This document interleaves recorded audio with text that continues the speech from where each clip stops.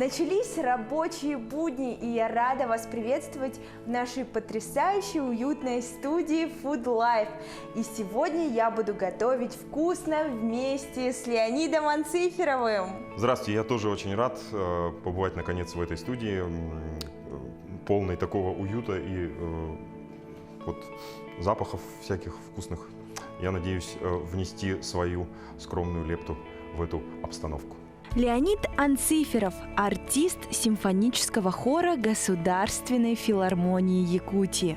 До этого почти 20 лет проработал в госслужбе, а потом все-таки решил резко и безвозвратно поменять свою жизнь.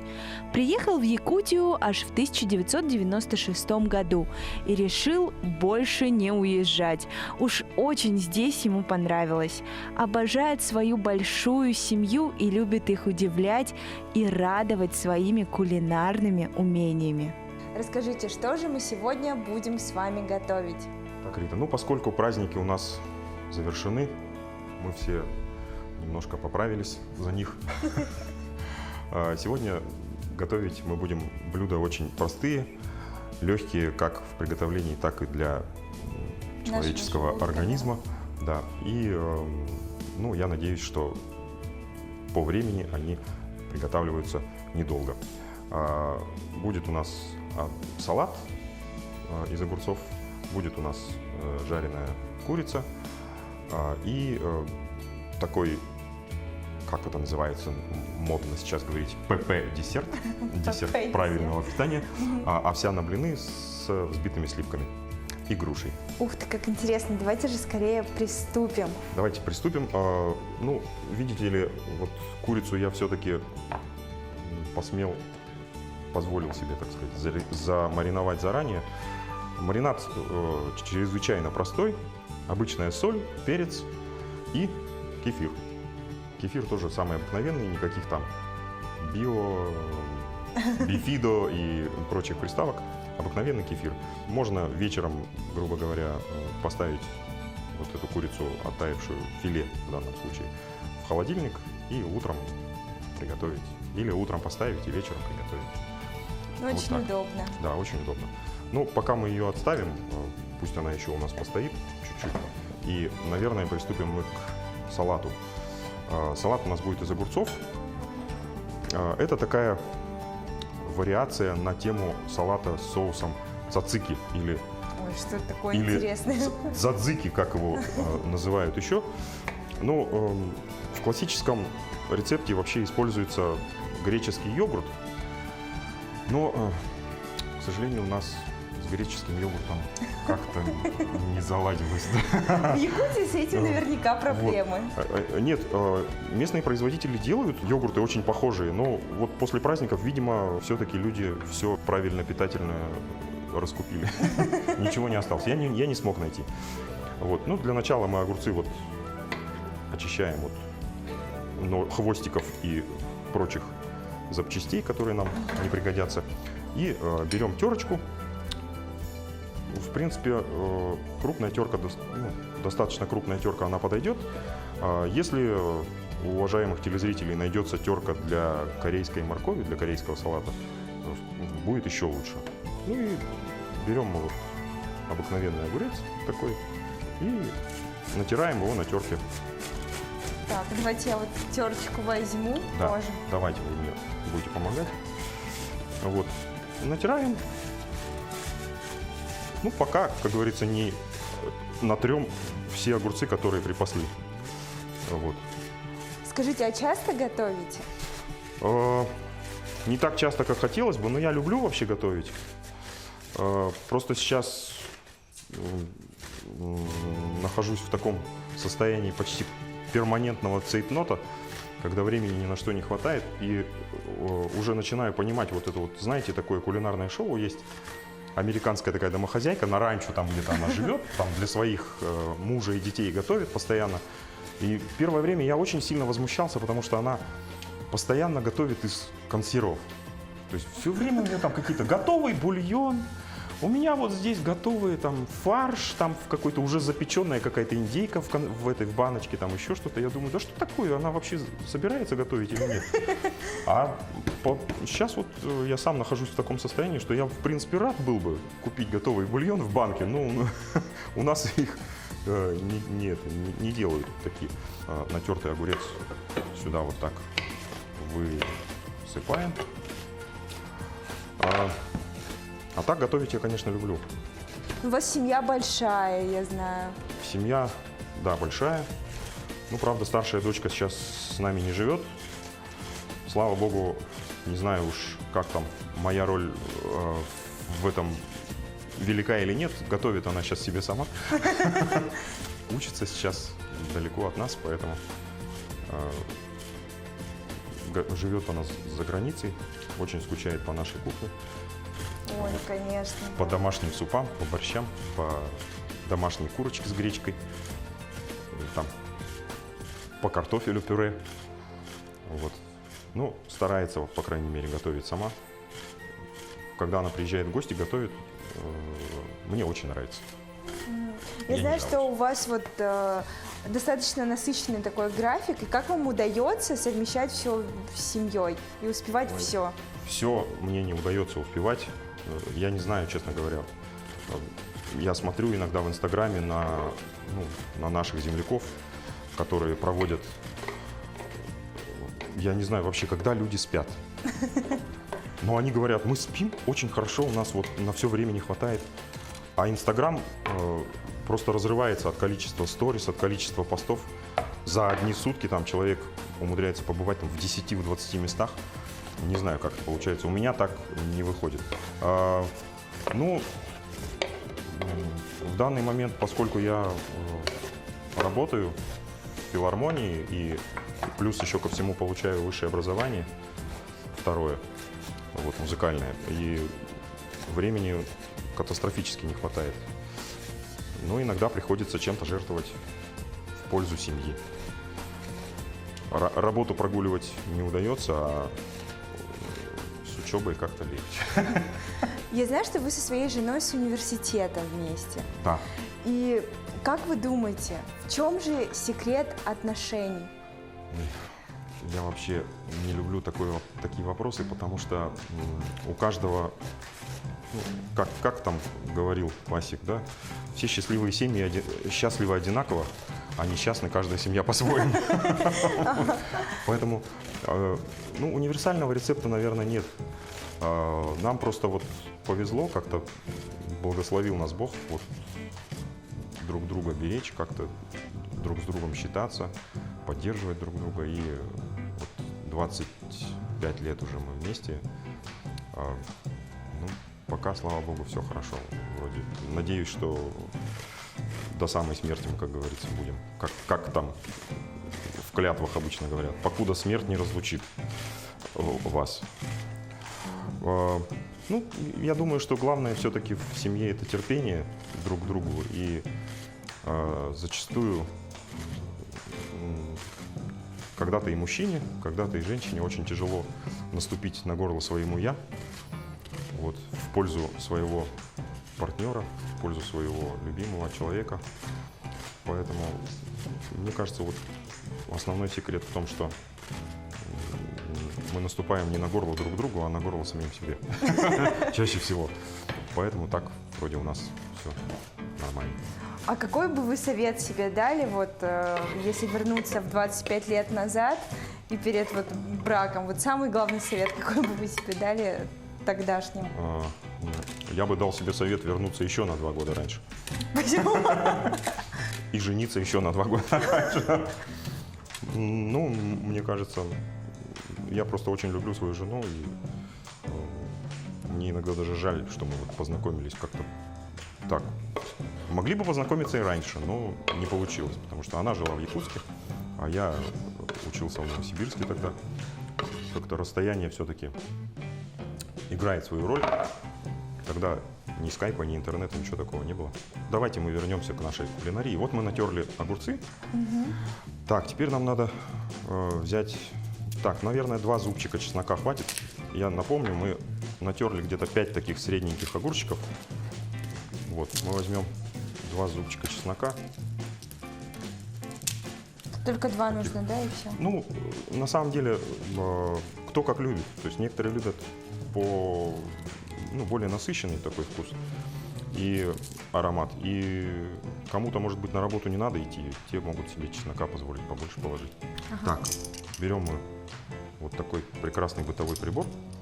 Чеснокодавка – вещь самая удобная, наверное. Прекрасная вообще. Я не знаю, человек, который ее изобрел, вообще стал миллиардером или нет? Наверное, нет, потому что я не слышал об изобретателе этого прекрасного прибора кухонного. А еще нам понадобится соль, перец. И сколько надо соли? Так. Давайте я буду солить, а вы мне скажете, сколько все или нет. Ну, я думаю, что здесь где-то четверть чайной ложки, в принципе, должно хватить. Потому что в оригинале это салат такой средиземноморский, поэтому они любят, вот, когда кисломолочные продукты такие подсоленные слегка. И вот так вот можно, в общем-то, довольно щедро так это поперчить. А что-нибудь еще будет? Вот. Сейчас мы вот так перемешаем пока. А потом? А потом зальем это все нашим негреческим кисломолочным напитком. А где вы нашли такой рецепт? Вы знаете, вы будете смеяться, где я его нашел. Мы ходили с женой по какой-то оптовой базе, и там был магазин с приправами. И мы увидели пакет, на котором написано «цацики». И мы подумали, что это такое? Ну, как бы, может, это какие-то своеобразные такие сушеные корнишоны там, или не знаю, что это могло быть. А оказалось, что это вот приправа конкретно для этого салата, и на ней был написан этот рецепт. Вот мы взяли этот пакет, давайте еще, наверное, добавим, принесли его домой, этот пакетик приготовили, и нам очень понравилось. Ну, оказалось, что очень легкое и полезное, главное, блюдо, потому что особенно вот после праздников огурцы, они сами по себе никаких калорий не содержат, зато богаты клетчаткой, минералами, солями, не солями, колбасой, а солями. Теми солями, которые минеральные соли. Да. Вот. Так, вот, теперь мы можем это пока в стороночку отставить. То есть у нас уже, по сути, готов? Он, по сути, готов, да. Пусть он пока у нас постоит, настоится, что ли, как скажем. Давайте мы напомним, что у нас было тут. Давайте напомним. Здесь у нас 5 средних огурцов, 2 зубчика чеснока, соль, перец по вкусу и, примерно где-то стакан кефира, наверное. Сейчас мы продублируем этот рецептик, и вы сможете себе скорее все это записать и, конечно же, у себя это все приготовить.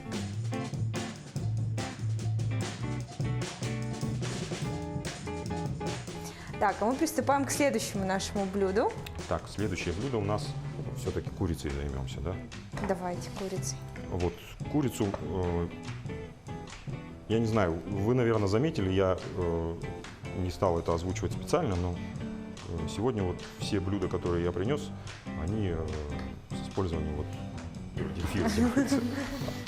Маринад здесь тоже на основе кефира, тоже такой а-ля натюрель, соль, перец, кефир, буквально там часов 5-6.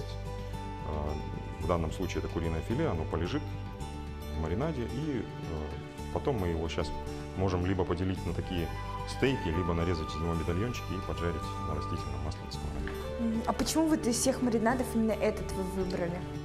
Я не очень люблю уксусные маринады. Они все-таки как-то и более вредные, и мясо от них делается зачастую таким жестковатым. Там очень важно соблюсти время выдержки в маринаде. А в кефирном маринаде, если мясо передержишь, ничего страшного с ним не случится. Вот.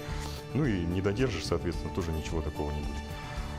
И потом вот тот маринад, который остается, допустим, после приготовления мяса, из него тоже можно сделать там, пустить его в стряпню, там, сделать из него лепешки там, или блинчики, или оладьи какие-то такие. Но они будут не сладкими, но как в качестве гарнира, допустим. Вот так. Так, ну, давайте мы как-то возьмем нашу вот эту курицу. Да, давайте.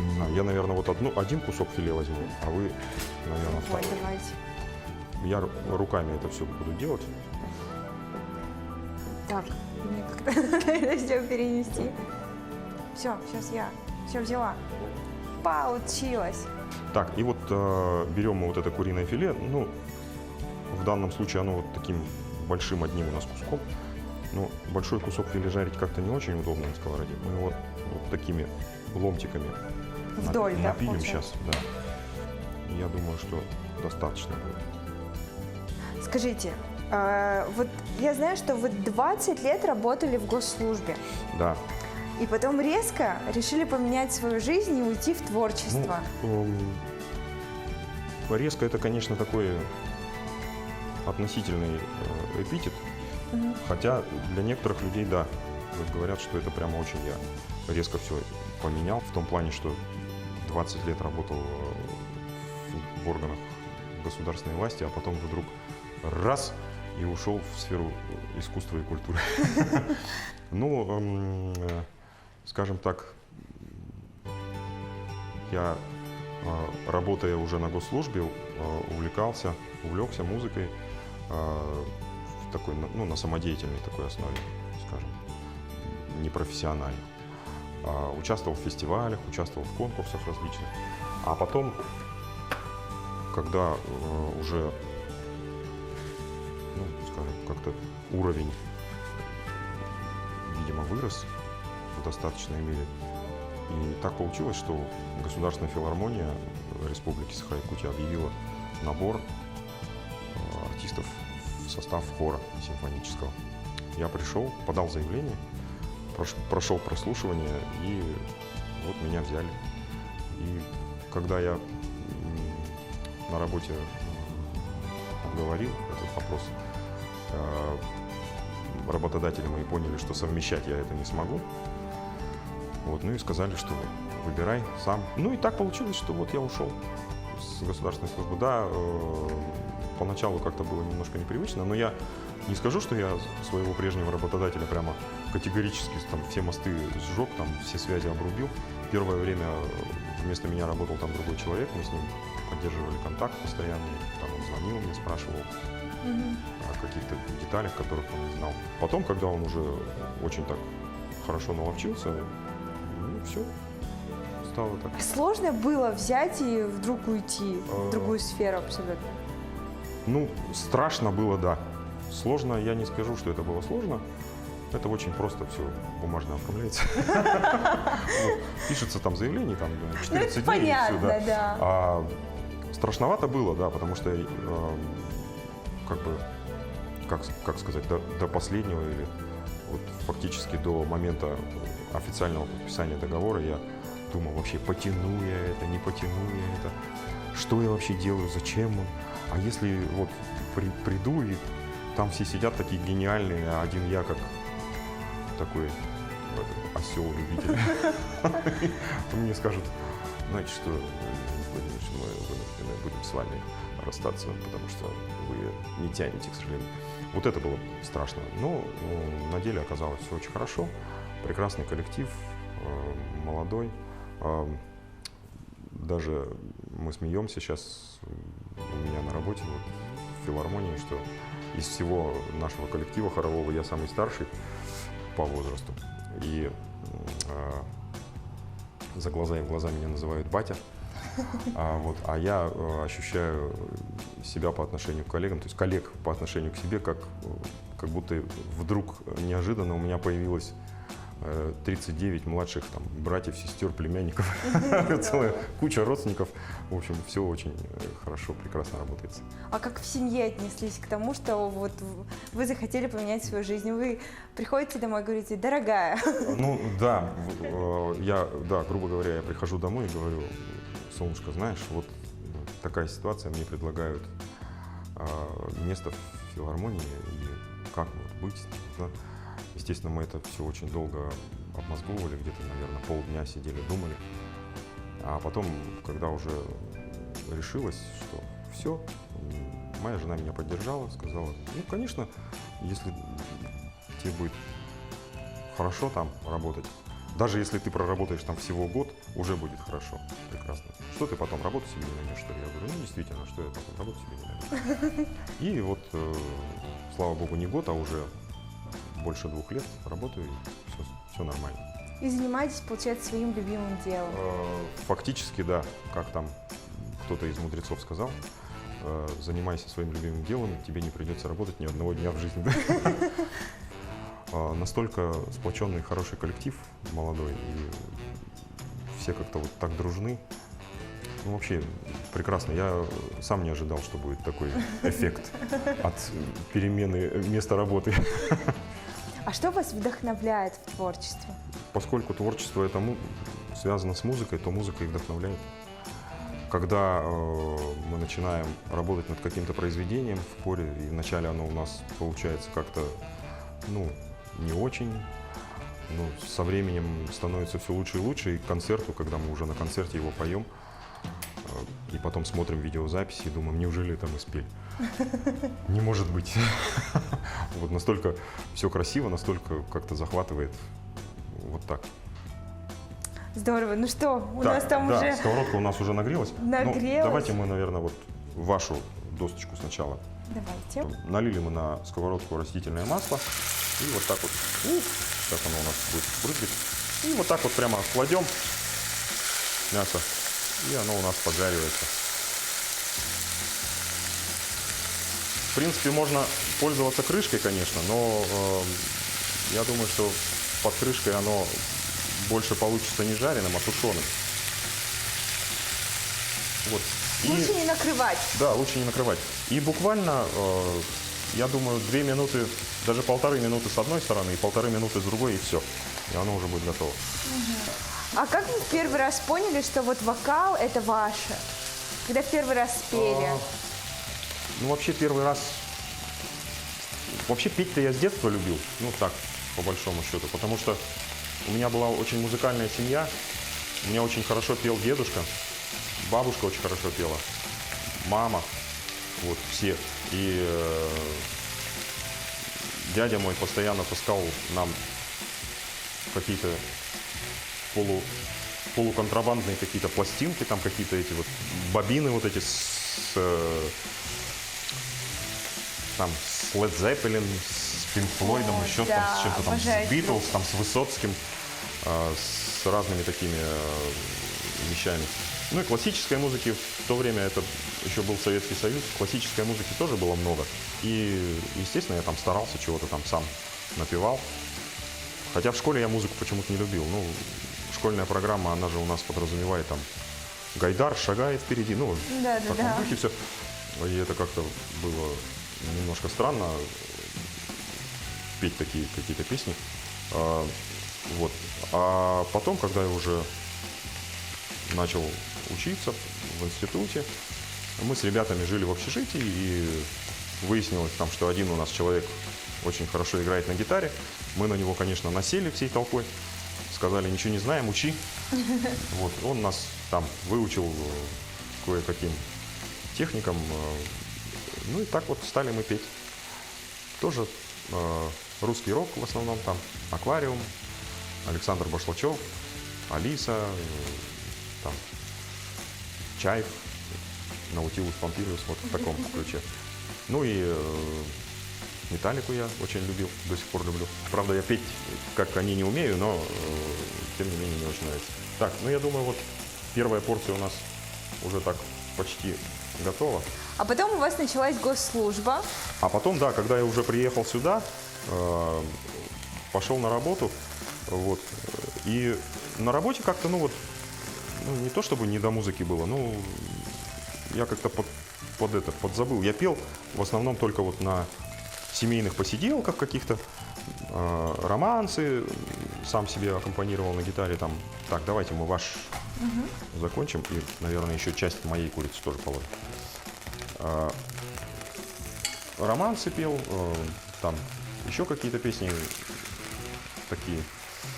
Вот. А потом уже где-то в начале 2000-х, наверное, так получилось, что у моего коллеги старшего был юбилей, а тогда уже интернет был. Он уже тогда появился. И я нашел вот то, что сейчас называется минусовкой. Музыка, записанная без вокального исполнения, да. И я у него на юбилее там что-то исполнил, я уже сейчас не помню, что именно. Вот, ну что-то спел. И ведущая тогдашнего мероприятия, она меня как-то заметила и говорит: вот, а где вы поете, где вы работаете? Я говорю: да вот здесь прямо и работаю, где у меня вот юбиляр работает. А как так, а почему, а вот может быть вот это? И она мне предложила выступать на мероприятиях, там, которые она устраивает или еще какие-то. И я так несколько раз выступил, а потом подал заявку на Сангай-Рэ, потом подал заявку на Серебряную ноту Туймады, еще на какие-то фестивали, конкурсы, которые у нас тут были. И вот так увлекся. И пошло-поехало, да. И покатился, да, вот, по наклонной вверх. Вы сказали, что вы романтик. Как вы покоряли свою жену? Ой, она когда мне рассказывает, я сам не верю, что я как-то смог вообще ее завоевать и покорить. Да. Потому что, ну, в Якутии имя Леонид, оно очень редко встречается. И поэтому девчонки, с которыми она жила, они очень сильно смеялись по этому поводу, потому что вот наши друзья там, у них были такие обычные имена. А я был Леня, и поэтому их это очень веселило. Они просто сидели иногда в комнате и говорили: Леня. Это было очень смешно. И я тоже так недоумевал, думаю, а что такого смешного-то? Ну, имя как имя, ничего же такого в этом нет. Ну, потом оказалось, что да, вот есть такие лингвистические детали, тонкости такие. Я был очень такой стеснительный, я вообще не мог объясниться словами, там как-то, и написал письмо, положил его в конверт, сфабриковал вот это вот штемпель этого почтамта, оставил его на вахте. Она приходит, ей говорят: вам письмо. Говорит: какое письмо? А вахтер говорит: я не знаю. А вахтера как раз не было, когда я приходил. И я такой... Вот, и, ну, вот так получилось, что я сделал ей предложение в письменном виде. Но согласие я получил на словах. Вот. И потом уже она перевелась учиться сюда, и я за ней приехал. Такой декабрист наоборот. Здорово. А вот как вы сейчас относитесь к тому, что молодые люди, им достаточно просто поставить лайк, написать сообщение? Вот как вы думаете, как это время, технологии влияет на романтику? Нет, мне кажется, ну, вот современная молодежь все-таки как-то четко разделяет вот эти границы между виртуальной симпатией и реальной жизнью, потому что одно дело человеку, как говорится, лайк поставить, другое дело с ним, ну, грубо говоря, под одной крышей хотя бы месяц прожить, там, со всеми его недостатками, мало ли что, потому что картинка в Инстаграме может быть очень красивая, там, отретушированная, Lightroom, Photoshop и все такое, да? Вот. Вы в теме? Мне кажется, молодежь очень четко различает вот эти все вещи. Предлагаю прерваться на небольшую рекламную паузу, после которой мы, конечно же, обязательно вернемся.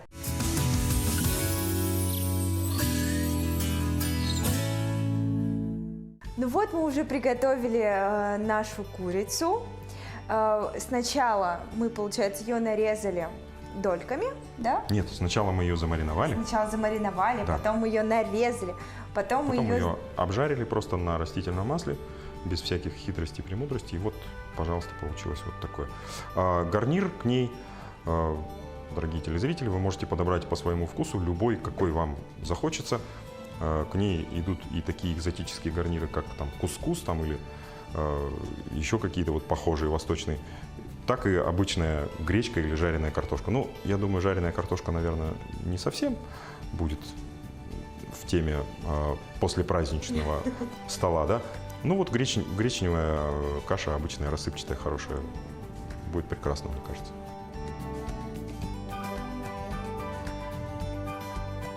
Так, здорово. А следующее у нас какое Так, блюдо? следующее блюдо у нас, ну, я сделаю сейчас основу, да, это овсяные блины. А уж что с ними делать, делать их десертными или делать их закусочными, это можно решить по ходу, как говорится, готовки. Так, сейчас мы сделаем блины из расчета вот на 3 куриных яйца. Насколько я помню, это у нас получается, так, где-то 9, по-моему, столовых ложек овсяных хлопьев. Я для этого купил овсяные хлопья с отрубями. Вот вы видите, да, они с такой вот мелкой крошечкой, да. Вот так достаточно будет. Еще. Вот. Потом, раз уж мы ведем речь о разгрузочных таких блюдах, муку вместо пшеничной я взял кукурузную. На удивление она у нас в городе есть. Вот. Единственное, что с кукурузной мукой, в отличие от пшеничной, да, блинчики получаются более такие, ну, ломкие, хрустящие, то есть тяжело из них делать какие-то рулетики или что-то в таком духе. Вот. Теперь мы разбиваем туда 3 яйца. Так, одно. Вы прям так ловко управляетесь. Откуда у вас появилась такая любовь к готовке? У меня очень хорошо готовили родители, вот, и, ну, я все время торчал часто на кухне, смотрел, как вот это все делается, и в детстве мне разрешали на кухне ставить разные эксперименты. Подчас эти эксперименты, конечно, заканчивались очень плачевно, в том плане, что то, что я приготовил, приходилось есть только мне самому, потому что получалось что-то ужасное. Я готовил по рецептам вроде бы, но, видимо, то ли я как-то неправильно их трактовал, то ли какие-то ингредиенты были не такие, получалось что-то вообще ужасное. Самое плохое, что у меня выходило в детстве, был крупейник из гречневой каши. Это такой пирог из гречневой каши, он, по идее, должен быть очень вкусным. Но то, что вышло у меня, это я вот до сих пор помню, насколько это было кошмарно. Но из упрямства своего вот подросткового я весь его съел. Это вот та сковородка, которая вот была здесь предыдущая вот с курицей, да, это практически пирог вот величиной с эту сковороду. Я ел его 2 дня. Гордо. Но потом даже это не отвернуло меня вот от кулинарии.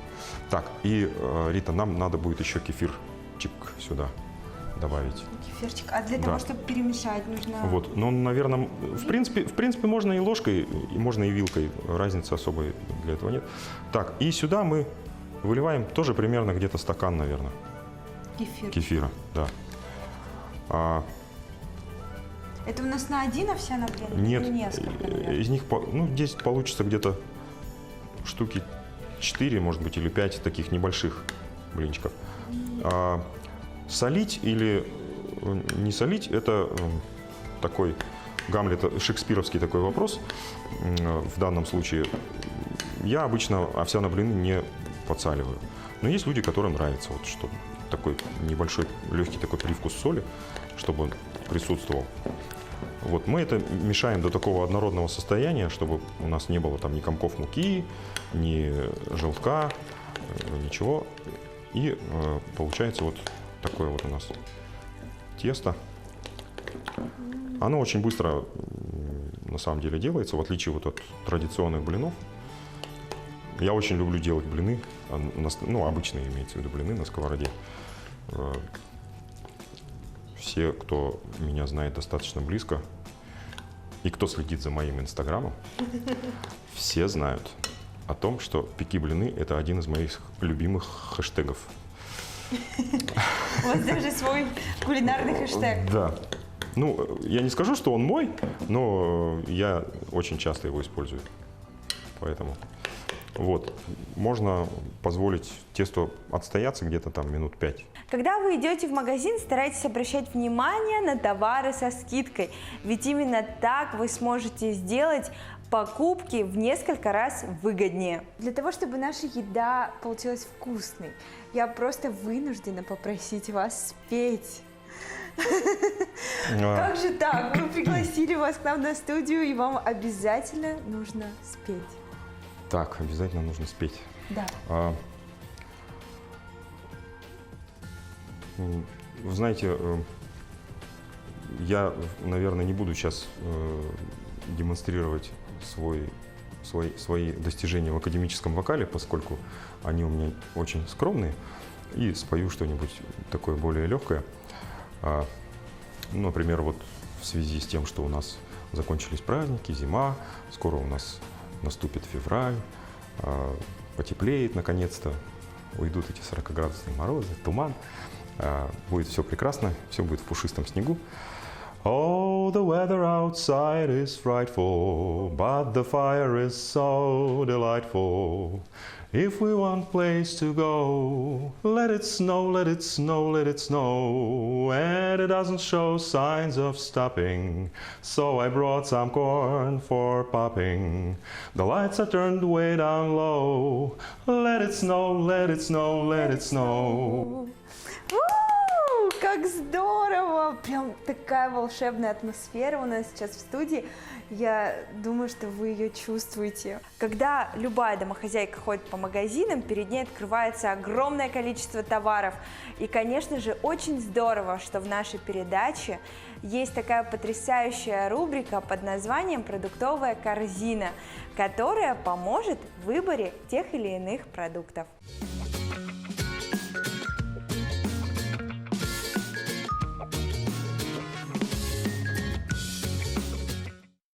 Новогодние праздники уже прошли, и пора переходить на обычный режим питания. Так как я актриса, мне приходится иногда себя ограничивать. Мои дети, глядя на меня, тоже стараются есть более-менее правильно. Ну а муж, ему ничего не остается, как волей-неволей, попасть под наши веяния. Пойдемте посмотрим, что окажется в моей корзинке.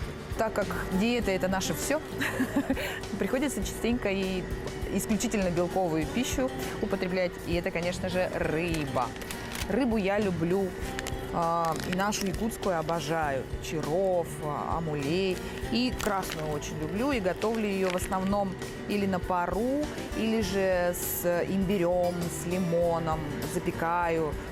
Мультиварка, кстати, тоже большое мое спасение. Только что приготовленная рыба. Туда добавляется мелко нашинкованный имбирь. Сверху я поливаю это лимоном. Может быть, чуть-чуть каких-то приправ специальных для рыбы. Вот и все, и ужин готов. Вкусно и очень полезно. А вот как раз и имбирь. Он пойдет в дополнение к рыбе. И обязательно надо найти лимон. Он здесь, конечно же, есть. Вон он лежит бочком своим желтым, нас манит. А из этого, когда останется имбирь, получится прекрасный лимонно-имбирный чай. Зимой, в январе, это прям самое топ для согрева и поднятия настроения. Когда совсем нельзя чего-то такого сладенького, то, конечно же, на помощь это сухофрукты. И благо сейчас у нас много различных вкусностей. Допустим, вот вишня сушеная, она совершенно без сахара сушится, но к чаю самое то. Или же киви. Девчонки у меня просто балдеют от киви. Еще мы любим разные такие вот миксы, потому что девочкам кажется, что это что-то вроде мармелада, что ли, по цвету. А мне тоже с чаем хорошо в прикуску это. Вот, еще, чтобы быстро перекусить, это орехи. Конечно же, мандарины – это новогоднее настроение, поэтому, если хочется его продлить, в доме появляются мандарины. А еще мои девчонки тоже обожают их, и мы покупаем их много, и они исчезают очень быстро у нас, поэтому приходится часто их выбирать. Но я не могу сказать, что всегда покупаю одного вида. всегда это по-разному. Иногда бывают вот такие мелкие, очень вкусные, сладкие, а иногда, да, вот такие покрупнее я тоже люблю, потому что они хорошо чистятся, и чаще они без косточек, это очень удобно, особенно когда ты идешь на спектакль, берешь с собой мандаринку, чтобы быстро съесть и ничего тебе не мешало перед спектаклем. Вот такие мандаринки очень хорошо. Еще я люблю яблоки, и девчонки мои тоже очень любят. Их я выбираю по запаху. Если мне нравится запах, то они отправляются в мою корзинку. Но вот здесь вот, конечно, раздолье яблок. Да, я люблю какие-нибудь азербайджанские, краснодарские яблоки. Ну, вот эти вот мне очень понравились. Ну вот, моя корзинка собралась. Надеюсь, вам было интересно посмотреть, что ем я и моя семья, и вы что-то новое почерпнули для себя. А если же ничего не почерпнули, то вспомнили то, о чем вы всегда знали. Пока-пока.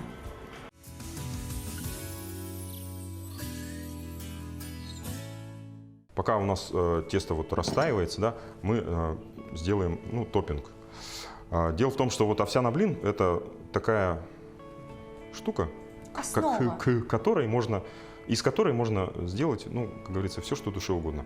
Вот для того, чтобы сделать десерт, например, я принес сегодня грушу. Можно эту грушу взять, нарезать. Так, можно я ножичек возьму? Нарезать, например, вот такими вот ломтиками, да, и вот такими полосками просто мы его нарубим. А что вот для вас самое главное в еде? Самое главное для начала, чтобы она все-таки была. И хорошо было бы, если бы эта еда была не просто вкусная, да, потому что вкусной еды очень много, действительно. Я, чего греха таить, как и многие, наверное, другие, не гнушаются фастфудом. Вот. Потому что, а что сделать? Они же вкусные, эти штуки, все эти бургеры, все эти хот-доги. Хочется, конечно, чтобы она, помимо того, что вкусная, чтобы она еще и была полезная. Или, по крайней мере, не вредная. Пока у нас тут все готовится, предлагаю прерваться ненадолго, совсем ненадолго, на небольшую рекламную паузу.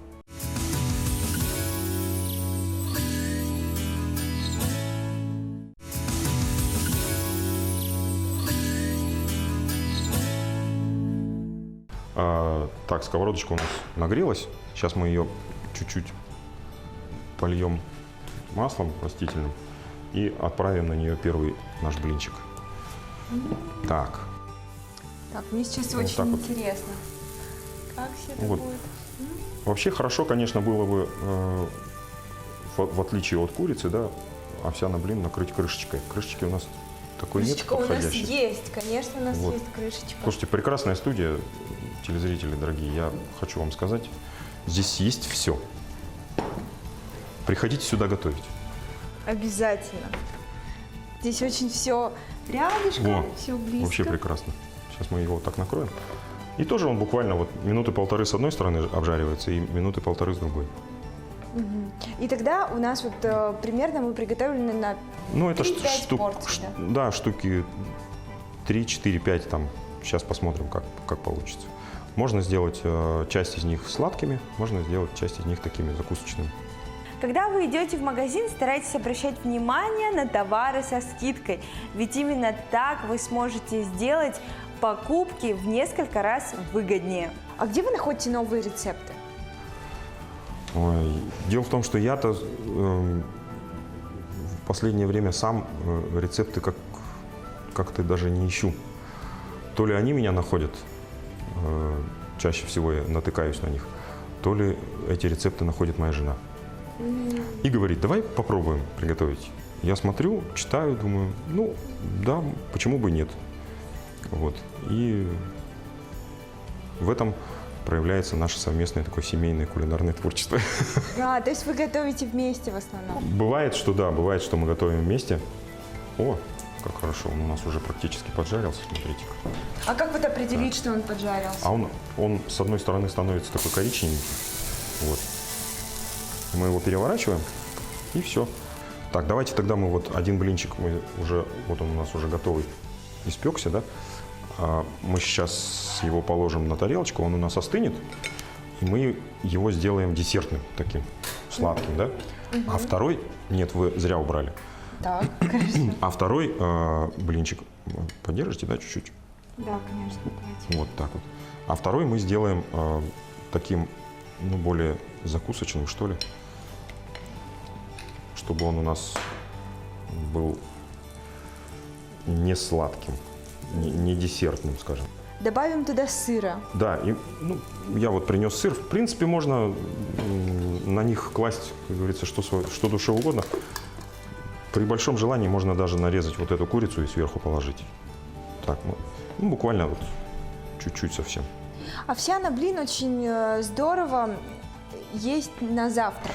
Да, вообще и на завтрак, и на обед. Но с ужином, я думаю, справится какое-нибудь другое блюдо, а вот на завтрак или на обед просто прекрасно, потому что очень долго дарит он свою энергию медленных углеводов. Так, вот у нас уже, по-моему, подрумянился он чуть-чуть. Ну-ка, попробуем-ка. Опа. Ух ты. Вот так. Все, сейчас. И вот пока он здесь жарится, мы на него сверху вот так сыр этот выложим. Он тогда расплавится. Он расплавится, и мы потом его просто на тарелку сдвинем, и будет у нас очень красивый блинчик. Так, этот блинчик у нас... Нет, он еще пока не совсем остывший, да? То есть нам нужно подождать, пока он остынет, и тогда мы его будем украшать? Да, в принципе, да, лучше подождать, наверное. Потому что я хотел бы его украсить вот взбитыми сливками. У нас уже взбитые сливки готовы, ждут Да, они своей готовы. очереди. И потом мы сверху туда просто вот грушу вот эту покидаем ломтиками. И будет вкусно. В принципе, можно поверх взбитых сливок любые ягоды.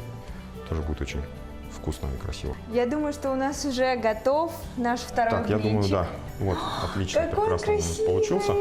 Так, мы его сейчас вот так вот таким изящным жестом. Для завтрака самое то, потому что столько времени, практически очень мало времени мы потратили, на то, Да, чтобы это все приготовить. готовится это очень все быстро. Вот, и продукты, как вы видите, самые такие обыкновенные. Так, ну давайте мы вот из этого все-таки попробуем десерт сделать. Так. Так, сейчас мы как это было там? Перемешать, но не взбивать, но не перемешивать, да? Вот так вот. Вот так.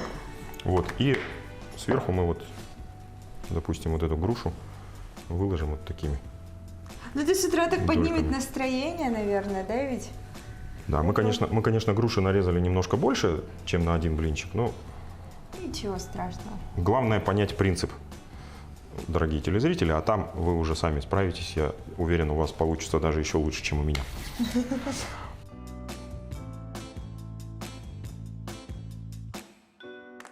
Так, возвращаясь к курице обратно, я забыл совершенно, мы должны были ее немножко приправить. Я взял немножко тимьяна, вот, чуть-чуть совсем. И чуть-чуть розмаринчика, вот, буквально. Любите, да, вот специи какие-то? Да, вот такие вещи я очень люблю. Возвращаясь к салату, который мы приготовили в самом начале, вот, ой, сейчас я попробую нарезать. Вот хлеб деревенский, так называемый, он настолько мягкий, что обычным ножиком его резать достаточно проблематично. Видите, он как хорошо у нас сминается. Ну, все, я уже справился. Так. Я уж несла О, нож у вас для еще такой хлеба. специальный нож есть. Это вообще прекрасно. Так, вот мы сейчас расправим вот этот кусочек. Вот так вот его положим сюда. Ну, и этот кусочек у нас будет лежать вот так. И теперь сверху этих кусочков можно положить наш салат. Давайте это тоже разделим. Мне прям Да? хочется разделить, Давайте. чтобы 4 кусочка получилось. Хорошо. Чтобы было красиво. Чтобы было красиво и симметрично. Да. Так. Мне кажется, во мне сейчас заговорил перфекционист. Ой, вы посмотрите, тут оказывается сок, он прям выделяет такой. Да. Вот надо его сейчас перемешать и вот в таком состоянии положить на хлеб. Его можно, конечно, есть и ну, не накладывая на хлеб или на хлебцы или на тосты, просто так, вилкой, как обычный салат. Но просто как пример сервировки я хотел вам показать. Ой, простите, давайте вы Да. теперь. А ты я прям Так. взяла. Это А что, очень хорошо, вы же здесь хозяйка, я же здесь гость. пример мой и пример ваш, так. Ну, вот так вот это все кладем. Ну, у меня все очень так, Так, держу, все, вот так. И последнюю ложечку вот тоже на этот вот кусочек мы положим. Все. Вот такая вот закусочка, Да. легкая И полезное. и полезная.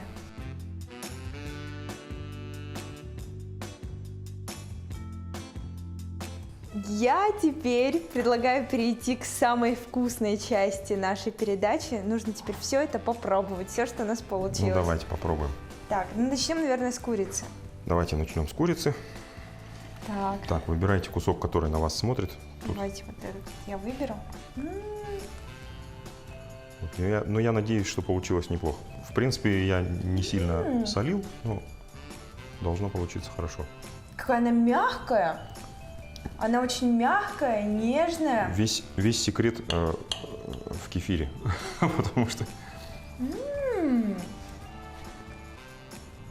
Это очень интересный маринад, потому что он так прям ее смягчает. Обычно она же такая жестковатая чуть-чуть бывает, а тут Да. она прям такая мягкая-мягкая. Причем вот в таком маринаде с кефиром можно готовить вообще любое мясо практически. А, серьезно? Да. Мгм. То есть это маринад такой вот для всех Да. видов мяса. Можно шашлыки делать, вот как вместо обычного уксусного маринада делать кефирный. Очень хорошо получается. Шикарный рецепт. Обратите внимание на ингредиенты. Мы сейчас их еще раз продублируем, поэтому успевайте фотографировать, либо записывайте.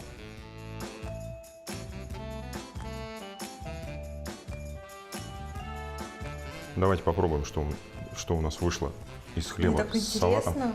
Ну вот это такой, я даже не знаю, для завтрака он вроде как не совсем подходит, ну вот мне кажется, к обеду такая закуска перед первым блюдом, да?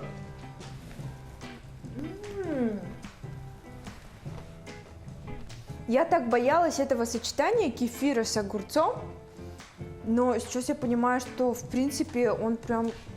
Они подходят друг к другу. Да, ну, хотя на мой вкус, нет, все-таки, наверное, чеснока надо было чуть-чуть побольше положить. Ну, я думаю, телезрители сами путем проб и ошибок поймут оптимальное для них сочетание. Вот. Вкусно. И Очень еще раз хочу напомнить, что этот салат можно есть просто так, ну, не в качестве начинки для бутербродов или сэндвича. Отлично. Мне кажется, вот очень шикарное сочетание. Огурчики, чесночок, конечно же, кефир. И что у нас еще было? Соль, перец. Соль, перец, да. Отличное сочетание, не бойтесь его и обязательно попробуйте. А теперь наш десертик. И вот такой вот универсальный блинчик. И к обеду он подойдет, и к И к ужину обеду, и подойдет. к завтраку все это подходит. Да. Так, ну, я, наверное, вот с такого не сладкого начну. Да, я тоже думаю, что с несладкого.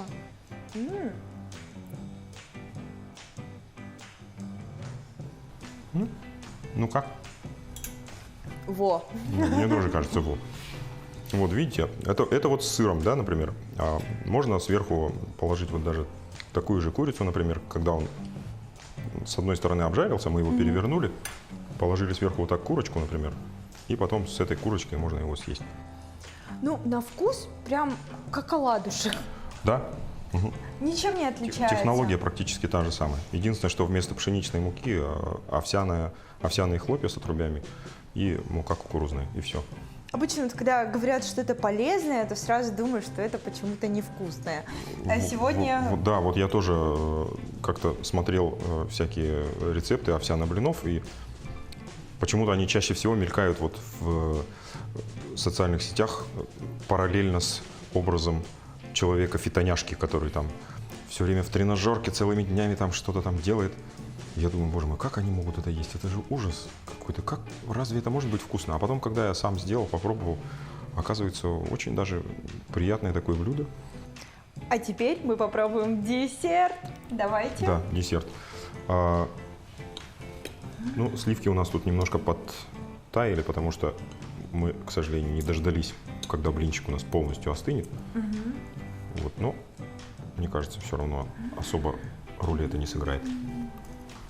Вот это десерт. Всем десертом. Десерт.